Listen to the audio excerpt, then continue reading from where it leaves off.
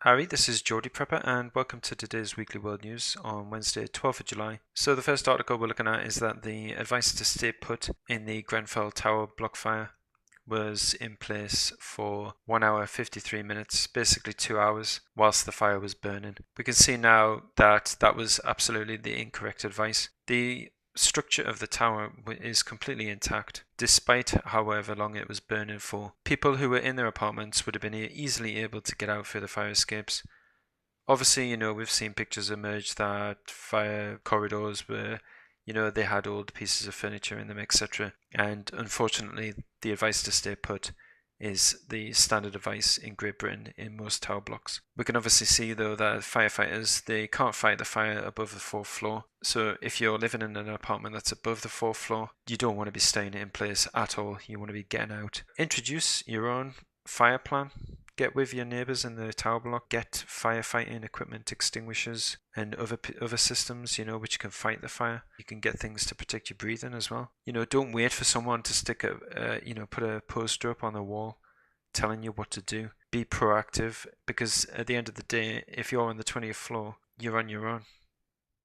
So today, the 12th of July, has been named as a net neutrality call to action, sign up to protect the internet's neutrality. We have an internet that's highly filtered, regulated, censored, because we're engaging with the companies that are censoring it. The internet is a network and an infrastructure of cables and wires and fiber optic networks, ISPs. They will comply with any court order that is handed to them to block websites, to censor things.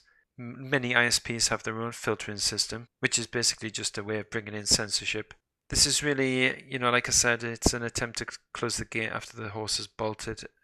We don't have any net neutrality. The internet in its current form is highly regulated, too heavily influenced by corporate involvement, which is why we see a massive amount of advertising on the internet. I mean, I can remember the days when the internet simply had no adverts, yet companies, they think that to keep the lights on, that's what it says. Oh, help us out, help us keep the lights on, make sure you don't have an ad blocker running. Fuck that.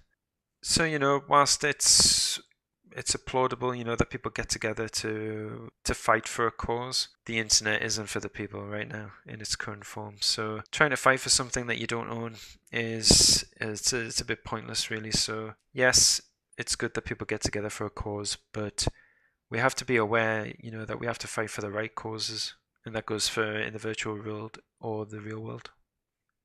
The problems in Venezuela are continuing, and they're getting so bad now that toothpaste is being rationed. There's a lady being interviewed on this article, and she says that she always loved brushing her teeth before going to sleep. She lives in a slum 25 miles west of Caracas, the capital. Works in a cosmetics factory. So this is just an average everyday woman. We know she works. She's having to deal with the situation in Venezuela where just about everything is in chronic shortage. And she says down here that it's affected the diet. They used to have all sorts, like a large varied diet, but the family's eliminated beef, chicken, salad and fruit from its diet. Down the road we're going to see that they are deficient. We're going to see children that are deficient. You're going to have health issues for people growing up in Venezuela because they haven't had access to a varied diet. How long is this situation going to go on for? It's been going on for years already. These people are living their stuff. It's the fan situation. So it's still a very, very serious situation in Venezuela. I think it should be a situation which is monitored by preppers, and it could very, very easily happen in any country, anywhere in the world.